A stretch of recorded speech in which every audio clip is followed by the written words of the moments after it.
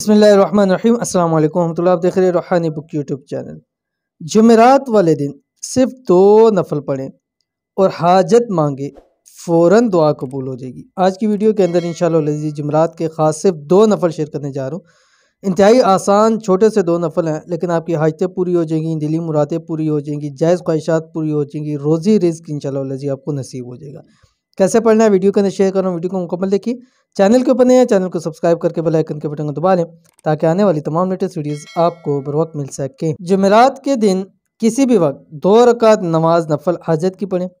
हर रकत में आपने सूरह फातिहा के बाद एक बार सूरत यासीन पढ़नी है अगर ज़ुबानी याद है, लेकिन अगर ज़ुबानी याद नहीं है तो कोई मसला नहीं है।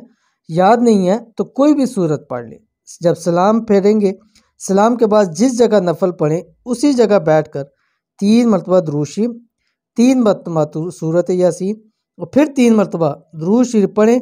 अमल के बाद अल्लाह ताला से दुआ मांगे, हाजत मांगे, दिल लगा कर मांगे, इंशाअल्लाह लज़ीज़ आपकी हर हाजत फ़ौरन कबूल होगी।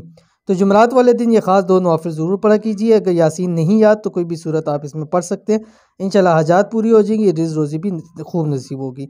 तो अमल को ज़रूर कीजिएगा, इंशाअल्लाह फ़ायदा होगा। मिलते हैं इंशाअल्लाह नेक्स्ट वीडियो के अंदर, तब तक के लिए अल्लाह हाफ़िज़।